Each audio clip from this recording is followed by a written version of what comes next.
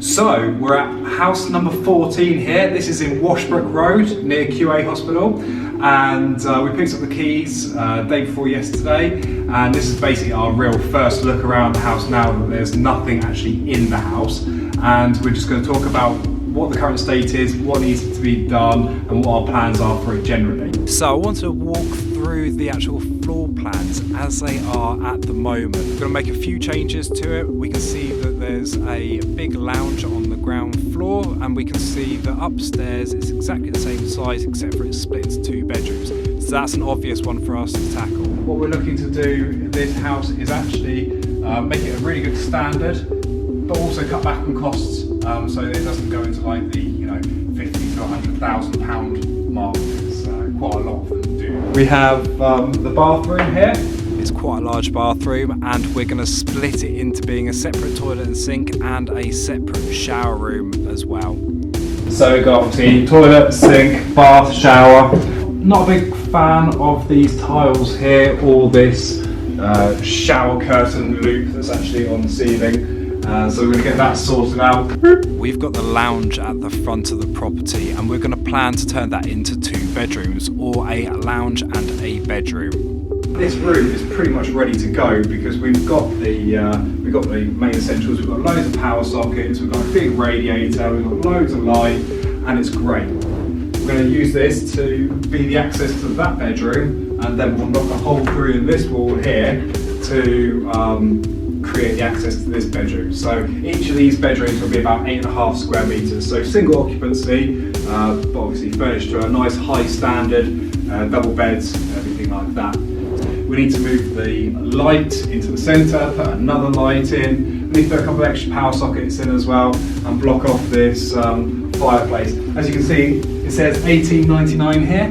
These are basically little wooden cutouts. They're not actually authentic because this house wasn't even built in 1899. We've got a decent sized cupboard, so that'll be good for ironing board, vacuum cleaner, and little bits and bobs. We've got the kitchen diner, and nothing really is going to change in here except for cosmetic improvements. The shape and size is going to stay exactly the same, and it flows really, really well into the conservatory. The whole place is generally in an okay condition, but there's certain things that we do need to change. We're going to replace the work surfaces, we're going to sort out the cupboard doors as well, and basically just freshen it up again. There's a lot of wood cladding here as well. We're going to put a nice big chimney hood up here, and when we do that we need to leave a gap of about 10 centimetres from the cupboards to make sure that there's no flames, fire or damage that's going to happen to that. So when we're doing that, we take one of these cupboards away, we'll take the smaller one away, move this one over here, same with here, and then we're going to basically have a bit of a gap either side of the new inbuilt oven and hob. If we just have a quick look out the side, shed galore here, shed galore. We've got a potting house here, we've got another random shed here. This is the kitchen here, this is the conservatory.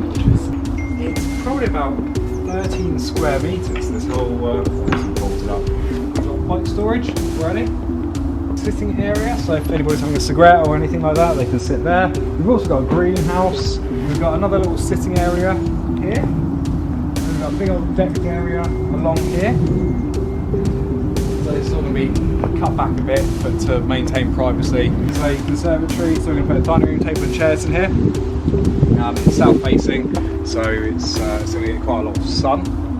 But yeah, the outside space, not the biggest part of this refurbishment. The main thing is actually going on in the house. So let's go back in. This is the conservatory that we were talking about just a second ago. So that's what it looks like from this side, and when we go open this up, sort of a bit of an extension to this area. We move on to the top floor, and you can see there's 4 bedrooms. All are really, really good sizes. So a decent sized bedroom, I think it's about 10 square metres. So they've obviously had cats here, and there's a lot of cat hair here, specifically in this room for some reason. This is New York. If you're trying to visualise what the downstairs lounge looks like if we were to split it off into 2 bedrooms, this is what one of the bedrooms looks like. It's very rustic, they've gone for the rustic look here. I'm not a big fan, so let's give it that. plan is here, we're going to take a little chunk of the bedroom, put a stud wall up, and we're going to turn the toilet, which is right next to it, into a lovely big shower room. So it'll still be accessed from here. It's going to be a shared shower room, so in this house we're going to have at least 2 bathrooms. This wall here is going to come out. I'm going to put a bit of stud work up here, and that's going to enclose the shower. This door's going to be re-hung, so it's going to open on this side to do that, so that when you walk in, this is basically what you're left with. From here all the way back, that will be the bedroom, which is a really nice sized bedroom. You want to give people nice, affordable accommodation and maximise the space that you've actually got here. This is the final bedroom. So it's a nice little dual aspect. You've got views over the whole of Portsmouth there. And again, this is another room that needs everything replastering again. But other than that, in here is literally a case of sinking in the plug sockets, replastering, new carpet, repaint. Obviously new doors, we have to have fire rated FD30 doors with intermittent strips and fire door closers.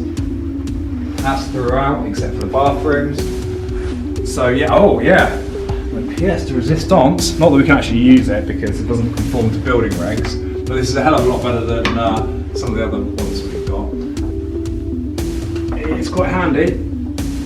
It's definitely not bedroom size, but it's quite nice and white. It's got a couple of skylights in it, and with actually a bit of rejigging and putting a dormer on the back of the house or the side of the house, then you know this could be potentially another couple of bedrooms. For the time being though, I'm not going to have it as another couple of bedrooms. It is just going to be storage space because there's enough work to be done in here, and yeah, obviously doing a loft extension, that adds probably about another £30,000 to it. That's basically the tour of Washbrook Road before any development happens. So we literally just picked up the keys and want to show you around just quickly, just so you can see what's happening, and then we're going to give you a little update as and when things happen. So bye for now.